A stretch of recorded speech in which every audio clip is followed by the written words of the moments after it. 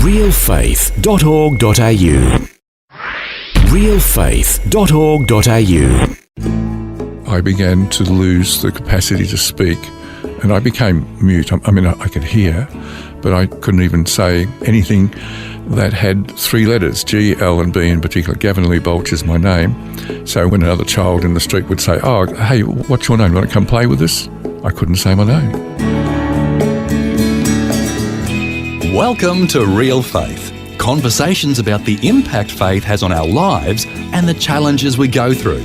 Helping us today and giving us hope for tomorrow. That's real people, real life and real faith with Eric Scatterbo. Gavin Baulch had his childhood stolen from him when he was only 7 years old. However, after a long road to healing and putting his faith in the Lord, God restored his childhood as an adult through a renewed awareness of creativity and imagination.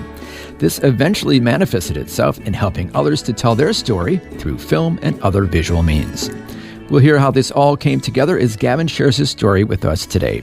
And parents, before we get started, I just want to mention that due to the adult themes that will be discussed related to sexual abuse, today's program is not appropriate for young listeners. Gavin Baulch, welcome to the program. Well, thank you so much, Eric. I know the last time we met was 15 years ago. Yeah, it's been a while, hasn't it? That's right, but neither of us have aged. You need to know that. Exactly, and that's the beauty of radio. Nobody knows that we're lying. Exactly. So, childhood, what a wonderful time and possibilities that exist in that. I'm a Western Suburbs boy in the state of Victoria, in Melbourne. And Footscray was the place, a bit like Collingwood, just working class, just working parents. My dad would be off to work before I got up and home after I went to bed, probably. In fact, was. Mum, not that well. They weren't Christians, but they loved me dearly. And sometimes I would find myself in the first few years with an auntie or uncle or whatever because Mum wasn't well. She had a bit of a breakdown at my birth. I was really very prim, one of the first children to be put in a humicrib for a long period of time. In fact, I'm on record at the Royal Women's Hospital. The history is that there were some tests done. Children would go blind in humicribs. Oh. And I didn't go blind. So this is, what, 50s? 40s. 40s, yeah, okay. 1946. And the test was done because we were such a poor family, we couldn't afford the oxygen that helps prem childs develop. But what nobody knew was too much oxygen, the child will go blind. So the other 5 children in humicribs near me who had the oxygen from wealthier parents were blind and I wasn't. Why was that? Is that right? It's true. I'm down as that person, I think it was Dr. Kate Campbell, made the discovery that this is what was happening because this child wasn't blind and the others were. And so let me just see if I'm understanding this. So because you didn't have oxygen. Yes. Too much. You didn't get what would have caused you to go blind. Blind, yes. Oh, wow. So that was an interesting moment. And as I look back on that as part of my life, maybe I was granted life in its fullness, although there was a point where the fullness was taken away. So what you're saying is that even before you were born, God was looking out for you, or that's how you feel. Oh, certainly. It's the understanding that has increasingly helped me express gratitude to the Godhead, the Trinity, God the Father, God the Son, God the Holy Spirit. But, of course, as a child, you're thinking as a child, not in these other ways. Yeah.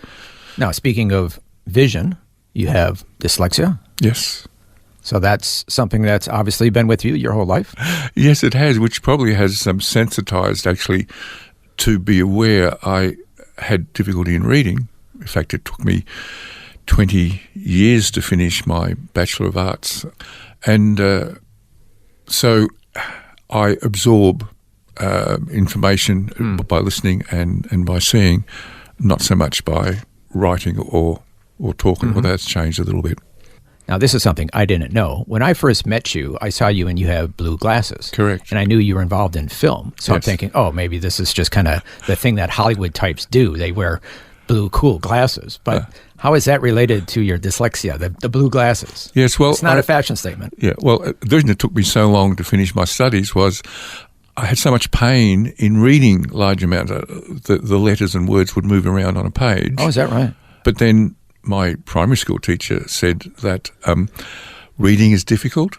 Well, I assumed that was the difficulty that everybody had.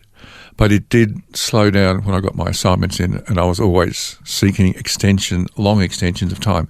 People knew that the end result was good, hence I finally got my degree. And the blue glasses? Well, at one stage I was doing some consulting work with the World Bank, and I was given documents to read, and I realised I had to get it done in a certain time, and I couldn't do it.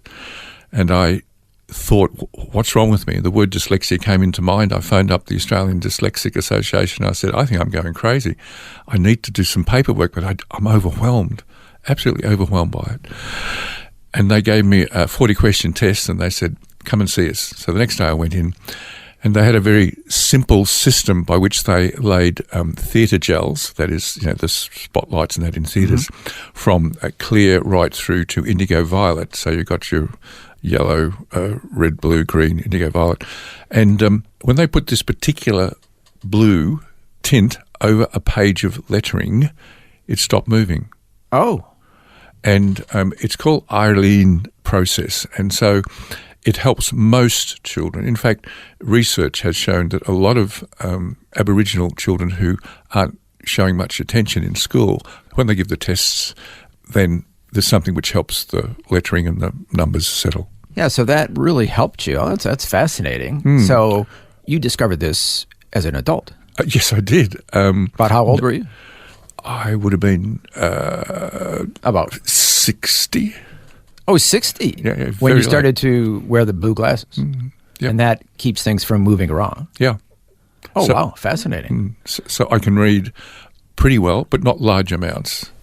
Okay, so some challenges, but generally happy childhood. Yes, until growing up until being a working class family. Mum and Dad had 2 bungalows in the backyard. That's what we'd call them, little single rooms for bed and breakfast. Men who were itinerant workers somewhere, and so we had 2 males in the backyard who'd pay a pound a week or something. So this is in the breakfast. 1950s. Yes, late 40s. Well, through the late 40s. I was born in 46, and a word that I didn't come to know for many, many, many years, they were pedophiles. But I didn't know that. But they groomed me, let's say. My parents didn't know either because I didn't know what was happening to me. I didn't know what was happening to me. But that lasted for 5 years to the point where I began to lose the capacity to speak. And I became mute. I mean, I could hear, but I couldn't even say anything that had 3 letters, G, L and B in particular. Gavin Baulch is my name. So when another child in the street would say, oh, hey, what's your name? Want to come play with us? I couldn't say my name, so I didn't play with them. So what did your parents think was going on? Well, they really didn't have a lot of research going on. Children, particularly if you're a working class family, you didn't really rush off to a specialist in speech, whatever, or they couldn't afford it, so they didn't do it. I just gradually lost that capacity to talk. What about your teachers? Well, I wasn't consistently in school because Mum would not be well, and I'd be handed over to an auntie or uncle who were on farms or in rural areas like Ballarat or Kyneton or Hamilton or wherever, and sometimes I'd spend half a school year at a school somewhere else. So there was that brokenness. When I was really preschool, I'd have a little piece of string with a baggage label, bit like Lion Witch in the Wardrobe, when the children in Britain during the Second World War were sent off to the country with a little name tag, oh, okay, that sort of thing, and I'd be put on a train at Footscray Station. It would chuff to Kyneton, and there'd be an auntie or uncle waiting there to look after me. So it was sort of broken in that sense. That got me away from this pedophilia in a sense, but of course that didn't start till I was more settled at home. So from the age of 7 to 12, that was very consistent abuse. And then what happened? Well, interesting. There were other Christians, of course, living in the street, in Moore Street in Footscray, and one couple just knocked on the parents' door and said, oh, can we take Gavin to the MCG? Well, looking back on things, Dad must have thought it was a cricket match. But But it wasn't. But it wasn't. But the person who bowled everybody over was a guy called Billy Graham, an evangelist. Yep. So who's Billy? I don't know. What's an evangelist? I don't know. What do people in white, why are they singing these songs? I don't know. So you had no Christian background up to that point? No. No spiritual influence? No. And suddenly you're at the MCG at this big Billy Graham crusade. Yeah, okay, just, it's all different and fascinating. Yeah. Didn't really understand what Billy said except for an interesting sentence. Jesus was a friend of sinners. Now, as a child, what didn't I have? Friends. Sinner? I don't know what that is, but I was always washing my hands. But in this particular moment, when this call to come forward and embrace this person, Jesus, could he be my only friend? So I walked forward, went down. Wow, just because the idea of having a friend. Yes. Wow. It was that powerful and That simple. basic. That's what was used. That's how God in his wisdom responded to this child who didn't understand anything else that was said. That there was no context, no theological formation of any kind.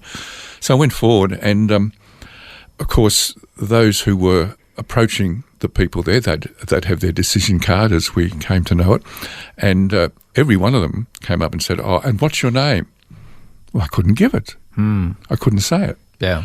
And they'd walk away. And I was the last person. I was a kid. Well, I wasn't. I was about to become a teenager. I'm 12. Yeah. And a woman comes up and she says, "Would you write your name down?" She must have been watching. Insight. She had this insight. I wrote it down. Then the Billy Graham Association sent me material, and I received a Bible, which was the New English Bible. So there was my first book. Did you pray with somebody when you went forward? Yeah, well, someone really prayed for me because I couldn't get the words out. Yeah. I didn't know what I was saying. But they were aware that here's my name, so they knew my name. I wrote it down. And they asked Jesus to be with this Gavin. And that was it. I found my way back to the folks who had driven me there, and I went back to Footscray. And walking down the laneway towards the back of the house, we had an outhouse, not an inside toilet, outside toilet. And, of course, the bungalows were near that. And the two gentlemen approached me, of course. The pedophiles. And for the first time I spoke, and I heard myself say something, and the construct of the sentence wasn't a child's. So what was it? But this was the construct. I looked at them and I said, "You cannot touch me anymore. I am clean." And my ears rang to the point that I haven't spoken till now. Oh, these were your first words? These were the first words for maybe a year. Wow. And I'd filled out the decision card, having not even been able to give my name, and yet I'm speaking with adult words to these two perpetrators. With authority. And they looked at each other and then they said, "Oh, we need to see your parents," which I didn't know why that was. And they went in and they simply said, "We've had a work change and we need to catch a bus tonight to get to our new work assignment tomorrow." They left my life because of that sentence. Wow. Now they're probably thinking, wait a second, if he can't speak, they're safe to do what they're doing. Yeah. And now But he's now he can speaking. speak. And he uses a sentence which was an adult-type sentence, the construct. And I've never forgotten that because as a child I thought as a child and I never thought that sort of a sentence. Our guest today is Gavin Baulch, who's sharing his life journey with us. We'll hear more of Gavin's story when we return right here on Real Faith. The Word for Today is Australia's most widely read daily devotional, designed to give you practical teaching to keep you focused on your relationship with Jesus. Read it online or subscribe to the free printed edition at thewordfortoday.com.au. You're listening to Real Faith, conversations with real people about how God works in their lives. If you want to know more about integrating faith into your life, our website is realfaith.org.au. Just go to the website and you'll find helpful articles about the impact faith can have on your life. Once again, that's realfaith.org.au.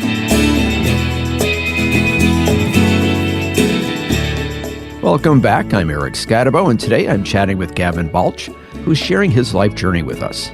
Before the break, we heard how he became a Christian after being invited to a Billy Graham crusade in the 1950s. We also heard how he finally found his voice after he had been abused for several years.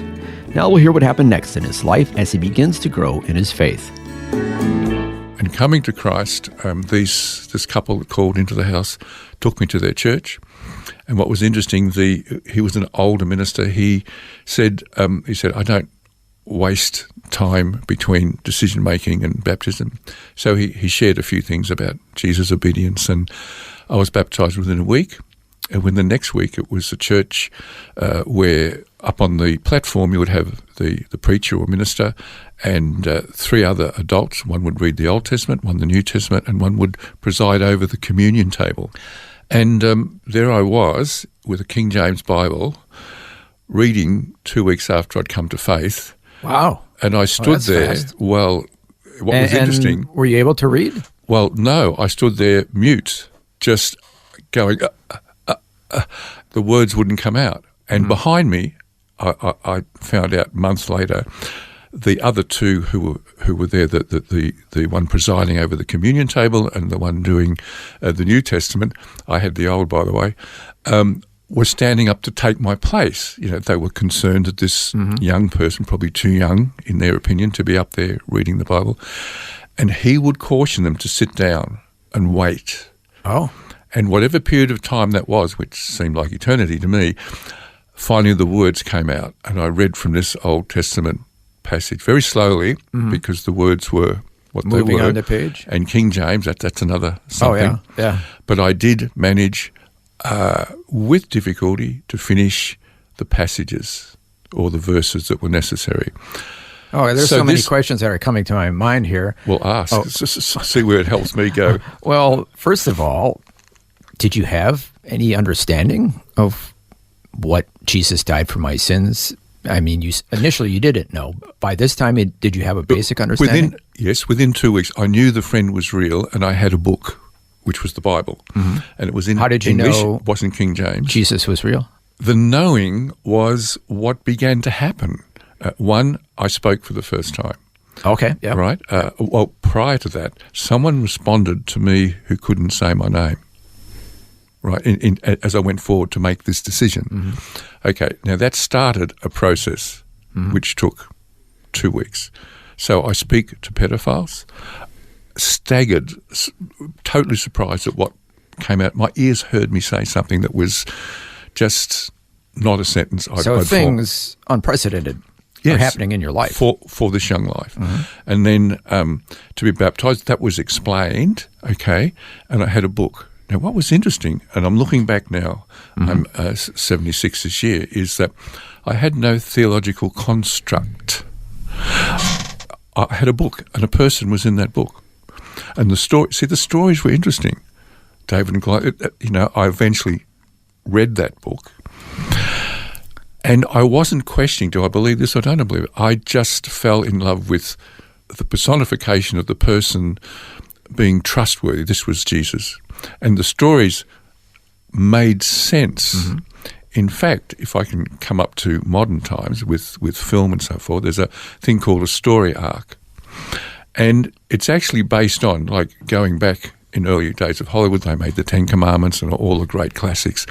And the story arc was the biblical one, which most studios in Hollywood follow. Right, it's a standard procedure. So there's the person from the ordinary world, an ordinary person. I've told you a bit about my ordinary start to life. Yeah. Ordinary people going through, and they have challenges, and they fail at some challenges, and then someone comes alongside them and helps them, a mentor, and then they begin to succeed, but then double jeopardy kicks in, and that they fail, and then it even says, when you go and study film, there's a resurrection moment. Now, there's a strange word. The secular movie-making books use the term a resurrection moment? Yeah. Oh, interesting. Okay, and so the person overcomes this past, this issue, this challenge, and there is victory and a resurrection, or a newness to their life, or a change in attitude and views. And this is basically what happened to you. Well, yes, but of course, I didn't understand what a story arc was, but I realised because I read these stories, and then when I came from an education point of view, realised, it's actually a biblical view of how to tell a story.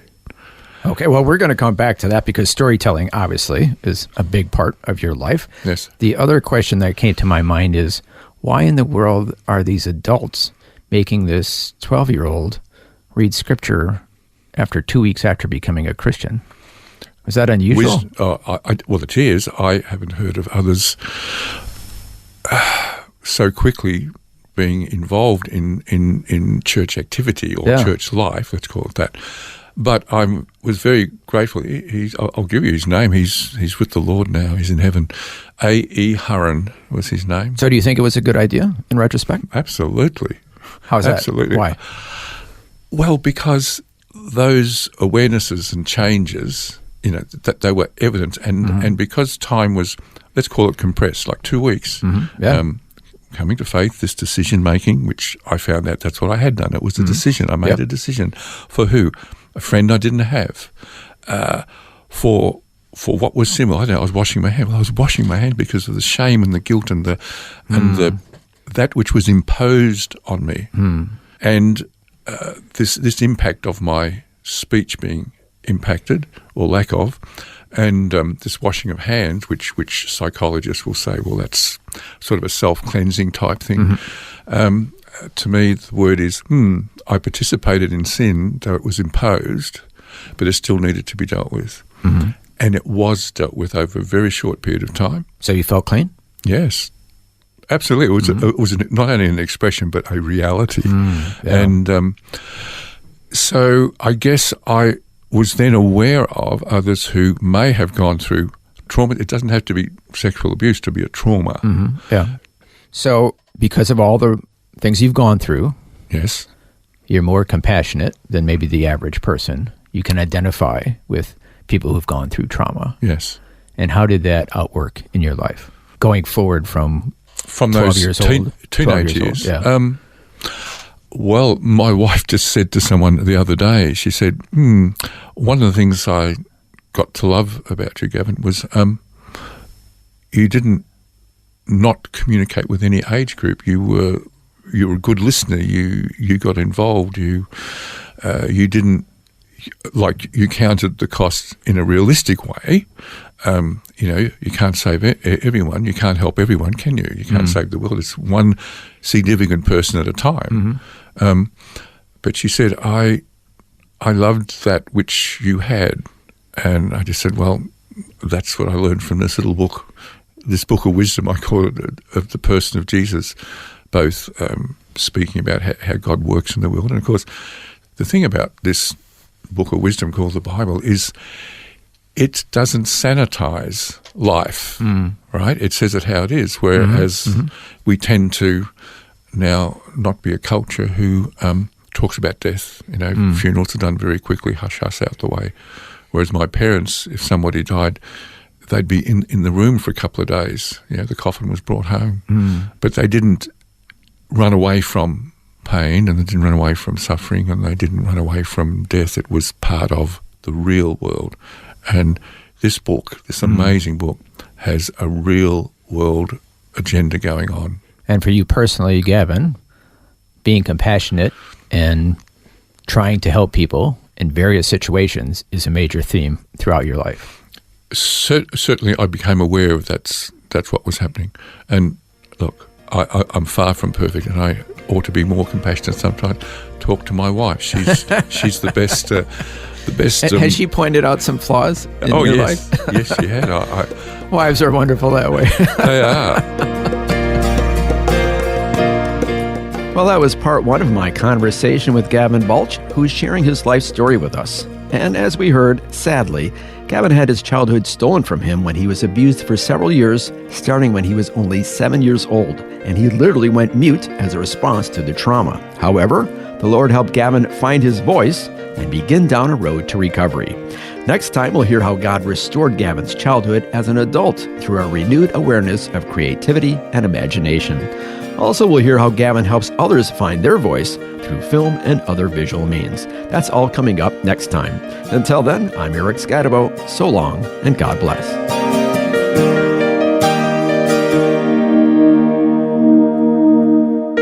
You've been listening to Real Faith, and if you have any questions or comments, you can send us a message through our website, realfaith.org.au. That's realfaith.org.au. Real Faith is a production of Vision Christian Media. This program is a production of Vision Christian Media. To find out more about us, see vision.org.au. This program is a production of Vision Christian Media. To find out more about us, see vision.org.au.